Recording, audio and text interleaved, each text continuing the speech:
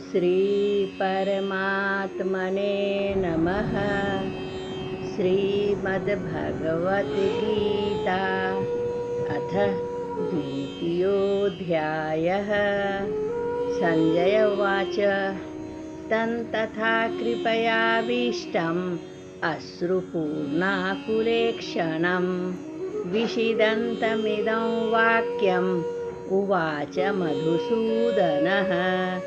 श्रीभगवानुवाच कुतस्त्वाकश्मलमिदं विषमे समुपस्थितम् अनार्यजुष्टमस्वर्ग्यम् अकीर्तिकरमर्जुन। क्लैब्यं मास्मगमः पार्थ नैतत्त्वयुपपद्यते क्षुद्रं हृदयदौर्बल्यान् त्यक्त्वोत्तिष्ठ परन्तप। अर्जुन उवाच कथं भीष्महं संख्ये द्रोणै च मधुसूदन इषुभिः प्रतियोत्स्यामि पूजार्हा वरिसूदन। गुरून् हन्त्वा हि महानुभावान् श्रेयो भोक्तुं भैक्ष्यमपीह लोके हत्वार्थकामांस्तु गुरूनिहैव भुञ्जीय भोगान् रुधिरः प्रदिग्धान् न चैत्वद्विदिदमखकतर्नो करीयो यद्वा जयेम यदि वा नो जयेयुः यानेव हत्वा न जिजीविषामस्तेव स्थिताः प्रमुखधार्तराष्ट्राः। कार्पण्यदोषोपहत स्वभाव पृच्छामि त्वां धर्मसम्मूढचेताः यच्छ्रेयस्यान्निश्चितं ब्रूहि तन्मे शिष्यस्तेऽहं साधिमान् त्वां प्रपन्नम् न हि प्रपश्यामि ममापनुद्याद् यच्छोकमुच्छोषणमेन्द्रियाणाम् अवाप्य भूमावसपत्नमृद्धं राज्यं शूराणामपि चाधिपत्यम्। संजय उवाच एवमुक्त्वा ऋषिकेशं गुडाकेशः परन्तप न योत्स्य इति गोविन्दम् उक्त्वा तूष्णीं बभूवः। तमुवाच ऋषिकेशः प्रहसन्निव भारत सेनयोरुभयोर्मध्ये विषीदन्तमिदं वचः।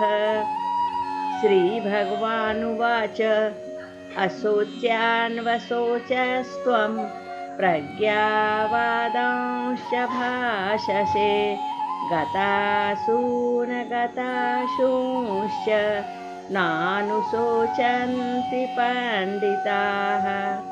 न त्वेवाहं जातुनाशन् न त्वन्नेमे जनाधिपाः न चैव न भविष्यामः सर्वे वयमतः परं देहिनोऽस्मिन् यथा देहे कौमार्यं यौवनं जरा तथा देहान्तरप्राप्तिर्धीरस्तत्र न मुह्यते। मात्रा स्पर्शास्तु कौन्तेय शीतोष्णसुखदुःखदाः आगमापायिनो नित्यास्तां स्थितिच्छस्व भारत। यं हि न व्यथति यन्त्येते पुरुषं पुरुषर्षभ समदुःखसुखनधीरं सुमृतत्वाय कल्पते। नासतो विद्यते भावो न भावो विद्यते शतः उभयोरपि दृष्टोऽन्तस्त्वन्योस्तत्त्वदर्शिभिः अविनाशि तु तद्विद्धि येन सर्वमिदं ततं विनाशमव्ययस्यास्य न कश्चित् कर्तुमर्हति। अन्तवन्त इमे देहा नित्यस्योक्ताः शरीरिणः अनाशिनिनो प्रमेयस्य तस्माद्युध्यस्व भारत। य एनं वेत्ति हन्तारं यश्चैनं मन्यते हतम् उभौ तौ न विजानीतो नायं हन्ति न हन्यते। न जायते म्रियते वा कदाचिन् नायं भूत्वा भविता वा न भूयः। अजो नित्यः शाश्वतोऽयं पुराणो न हन्यते हन्यमाने शरीरे। द्वेधा विनाशिनं नित्यं य एनमजमव्ययं कथं स पुरुषः पार्थ कङ्घातयति हन्तिकम्। वाशांसि जीर्णानि यथा विहाय नवानि गृह्णाति नरोपराणि तथा शरीराणि विहाय जीर्णान्यन्यानि संयाति नवानि देहि। नैनं छिद्यन्ति शस्त्राणि नैनं दहति पावकः न चैनं क्लेदयन्त्यापो न शोषयति मारुतः। अच्छेद्योऽयमदाह्योऽयम् अक्लेद्यो शोष्य एव च नित्यः सर्वगतस्थाणुरचलोऽयं सनातनः। अव्यक्तोऽयमचिन्त्योऽयम् अविकार्योऽयमुच्यते। तस्मादेवं विदित्वैनं नानुशोचितुमर्हसि। अथ चैनं नित्यजातं नित्यं वा मन्यसे मृतं तथापि त्वं महाबाहो नैवं शोचितुमर्हसि। जातस्य हि ध्रुवो मृत्युर्ध्रुवै जन्ममृतस्य च तस्माद् परिहार्येऽर्थे न त्वं शोचितुमर्हसि। अव्यक्तादीनि भूतानि व्यक्तमध्यानि भारत अव्यक्तनिधनान्येव तत्र का परिदेवना। आश्चर्यवत् पश्यति कश्चिदेनम् आश्चर्यवद् वदति तथैव चान्यः। आश्चर्यवच्चैनमन्यः शृणोति श्रुत्वाप्येनं वेद न चैव कश्चित्।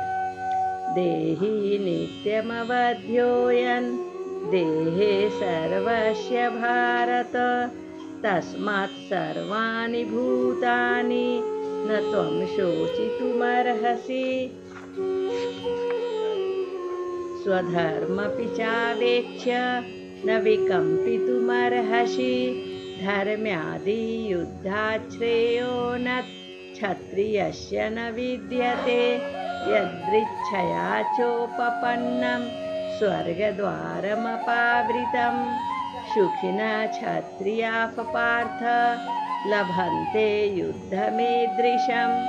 अथ चेत्त्वमिमं धर्म्यं सङ्ग्रामं न करिष्यसि ततः स्वधर्मं कीर्तिं च हित्वा पापमवाप्स्यसि। अकीर्तिं चापि भूतानि कथिष्यन्ति ते व्ययां सम्भावितस्य चाकीर्तिर्मरणादतिरिच्यते। भयाद्रणादुपरतं मंष्यन्ते त्वां महारथाः। येषां च त्वं बहुमतो भूत्वा यास्यसि लाघवम्। अवाच्यवादांश्च बहून् वदिष्यन्ति तवाहिताः। निन्दन्तस्तव सामर्थ्यं ततो दुःखतरन्नु किं। हतो वा प्राप्स्यसि स्वर्गं जित्वा वा मोक्ष्यसे महीं तस्मादुत्तिष्ठ कौन्तेय युद्धाय कृतनिश्चयः सुखदुःखे शमे कृत्वा लाभालाभौ जयाजयौ ततो युध्यायुज्यस्व नैवं पापमवाप्स्यसि एषा ते विहिता सांख्ये बुद्धिर्योगे त्विमां शृणु बुद्ध्या युक्तो यया पार्थ कर्मबन्धं प्रहास्यसि नेहाभिक्रमनाशोऽस्ति प्रत्यवायो न विद्यते स्वल्पमपश्य धर्मस्य त्रायते महतो भयात् व्यवसायात्मिका बुद्धिरेकेह कुरु नन्दन बहुशाखा ह्यनन्ताश्च बुद्धयो व्यवसायिनां यामिमां पुष्पितां वाचं प्रवदन्त्यविपश्चितः वेदवादरताः पार्थ नान्यदस्तीति वादिनः कामात्मानः स्वर्गपरा जन्मकर्मफलप्रदां क्रियाविशेषबहुलां भोगैश्वर्यगतिं प्रतीः भोगैश्वर्यप्रसक्तानां तया पृहुतचेतसां व्यवसायात्मिका बुद्धिः समाधौ न विधीयते त्रैगुण्यविषया वेदा निस्त्रैगुण्यो भवार्जुन निर्द्वन्द्वो नित्यसत्त्वस्थो निर्योगक्षेम आत्मवान् यावानर्थ उदपाने सर्वतः सम्प्लुतोदके तावान् सर्वेषु वेदेषु ब्राह्मणस्य विजानतः कर्मण्येवाधिकारस्ते मा फलेषु कदाचन मा कर्मफलहेतुर्मा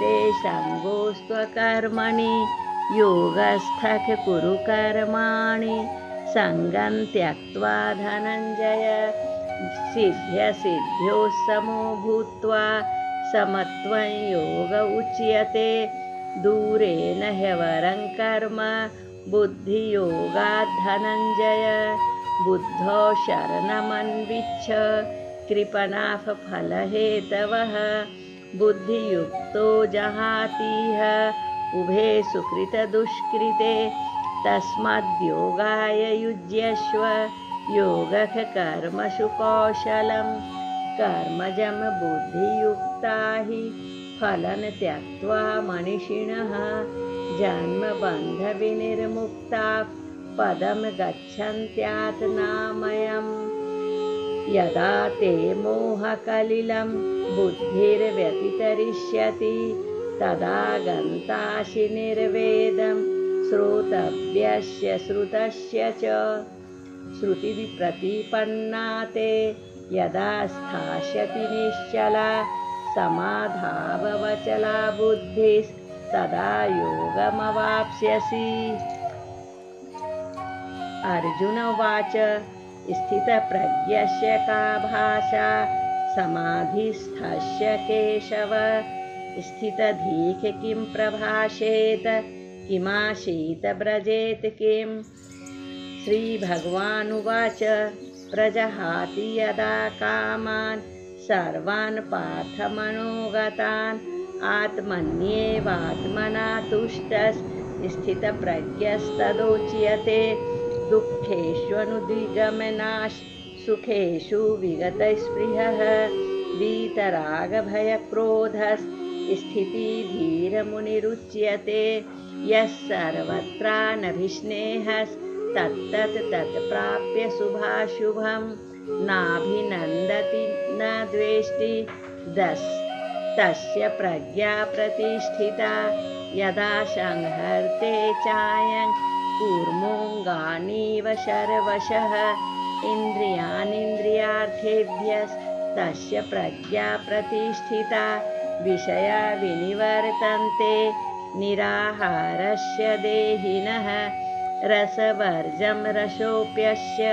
परं दृष्ट्वा निवर्तते यततो ह्यपि कौन्तेय पुरुषस्य विपश्चितः इन्द्रियाणि प्रमाथीनि हरन्ति प्रसभन्मनः तानि सर्वाणि संयम्य युक्त आसीत मत्परः वशे हि यस्येन्द्रियाणि तस्य प्रज्ञा प्रतिष्ठिता ध्यायतो विषयान् पुंसः सङ्गस्तेषुपजायते सङ्गात् सञ्जायते कामः कामात् क्रोधोऽभिजायते क्रोधाद् भवति सम्मोहः सम्मोहात् स्मृतिविभ्रमः स्मृतिभ्रंशात् बुद्धिनाशो बुद्धिनाशात् प्रणश्यति रागद्वेषवियुक्तस्तु विषयानिन्द्रियैश्चरन् आत्मवश्यर्विधेयात्मा प्रसादमधिगच्छति प्रसादे सर्वदुःखानां हानिरस्योपजायते प्रसन्नचेतसो ह्याशु बुद्धिः पर्यवतिष्ठते नास्ति बुद्धिरयुक्तस्य न चायुक्तस्य भावना न चाभावयतः शान्तिरशान्तस्य कुतः सुखम् इन्द्रियाणां हि चरतां यन्मनोनुविधीयते तदस्य हरति प्रज्ञां वायुर्नावमिवाम्भसि तस्माद्यस्य महाबाहो निगृहीतानि सर्वशः इन्द्रियाणीन्द्रियार्थेभ्यस्तस्य प्रज्ञा प्रतिष्ठिता या निशा सर्वभूतानां तस्यै जागर्ति संयमी यस्यै जागर्ति भूतानि स निशा पश्यतो मुनेः आपूर्यमानमचलप्रतिष्ठं समुद्रमापः प्रविशन्ति यद्वत् तद्वत् कामायं प्रविशन्ति सर्वे स शान्तिमाप्नोति न कामकामी विहाय कामान्यः सर्वान् पुंमाश्चरति निःस्पृहः निर्ममो निरहङ्कारः स शान्तिमधिगच्छति एषा ब्राह्मी स्थितिः पार्थ नैनां प्राप्य विमुह्यति स्थित्वास्यामन्तकालेऽपि ब्रह्मनिर्वाणमृच्छति ॐ तत्सदिति श्रीमद्भगवद्गीतासु उपनिषत्सु ब्रह्मविद्यायां योगशास्त्रे श्रीकृष्णार्जुनसंवादे सांख्ययोगो नाम द्वितीयोऽध्यायः। ॐ श्रीकृष्णार्पणमस्तु।